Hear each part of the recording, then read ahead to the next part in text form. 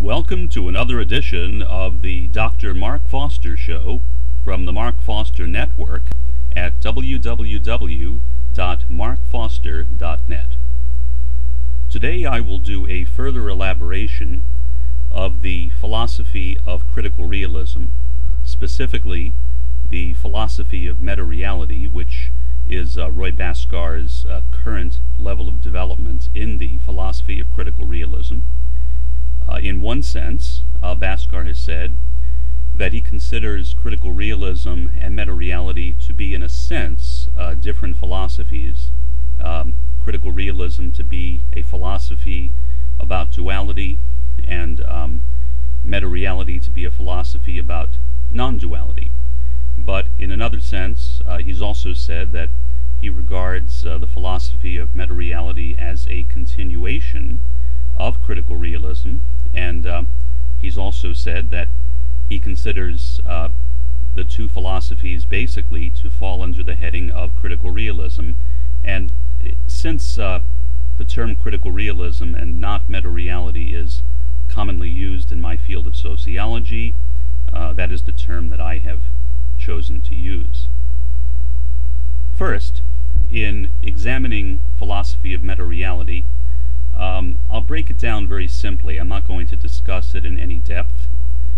For a more in-depth treatment, I would suggest going directly to the works of Dr. Roy Bhaskar. They are widely available on the web in various formats, both in hardback, paperback, as well as in Kindle and Nook formats. So you shouldn't have any trouble finding a copy of it. His books are very fascinating and present us with a really good approach, I think, to understanding reality and to moving beyond the phase of post-modernity or postmodernism, which the Western world seems to have been entrenched in for a long time. Postmodernity, while appealing, perhaps, in that it talks about the importance of multiple voices, the idea of giving credibility to different sources of information which perhaps were historically ignored by academia and particularly by the sciences and social sciences, also fails to provide us with a legitimate ontology or understanding of existence or being. And therefore, post-modernity or postmodernism has, in my view, been a failure. After being a critical realist for a few years, for various reasons I drifted away from it and became a postmodernist, or in my field we usually say social constructionist. After about 8 years, I recognized the problems with that, realized that my choice had been a poor one, and I returned to critical realism only to discover that Roy Bhaskar had expanded it into the philosophy of metaReality. So now, what is reality? Well, first, in the philosophy of critical realism, Bhaskar had said that there are three basic levels, or a kind of stratified or layered view of reality. At the top, there is the real. The real refers to the underlying mechanisms, unobservable, which are responsible for the things that we observe. The second is the actual. The actual refers to the events which we do observe, in other words, things that happen, including social action, anything that we can observe with our five senses, that is the actual. And then at the bottom is the empirical, and the empirical is the position of the observer. As an observer, I can directly see actual events. I cannot directly see the real, but I can speculate on it. There is an importance, however, I think, in distinguishing between legitimate speculation, which is speculation based upon the observation of the actual, and wild speculation, which is speculation which is grounded in rumor, innuendo, and gossip.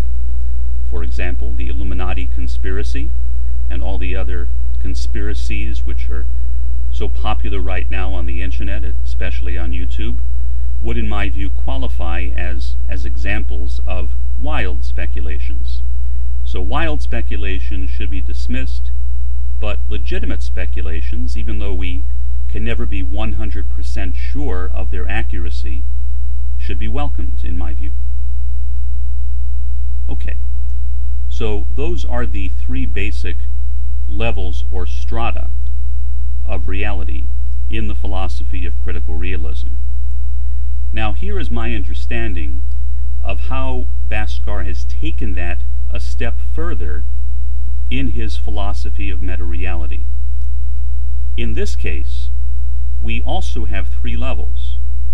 These are three levels of the real. In other words, the real can be further subdivided into at least three additional levels. First, there is the cosmic envelope, kind of a colorful term. I prefer the term co-presence because it just sounds more sociological to me. He also calls it non-duality, unity. Unity, I think, is good too. That's at the top, the non-dual realm. Below that is duality. Duality is basically the position of relative reality.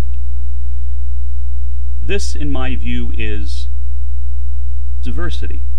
That's how I would describe it, as diversity or difference. We notice when we look around that there are different things. We observe diversity. In other words, we observe duality. And that is also real. That is also legitimate. It is not on the same level as non-duality. Non-duality is the ground state for everything else, but it is still legitimately a level of reality. It is still a part of the real. Okay. And below this level of duality, and in a sense within it, is the level of what Bhaskar has referred to as demi-reality. He also calls it hate, fear, split, various other things. I usually call it disunity. I think that's a good term for it. Basically, that is, as I see it, my own take on it, that is the condition of diversity without unity. When you have unity in diversity, in other words, when duality is the ground state for non-duality, you don't have demi-reality. But when people are not living and functioning on the level of the ground state, and people are basically kind of walking around in the world with the lights turned off, in effect, walking around in duality without a knowledge of unity, then you have demi-reality, hate, fear, split, alienation. People feel cut off from each other and from the rest of the world.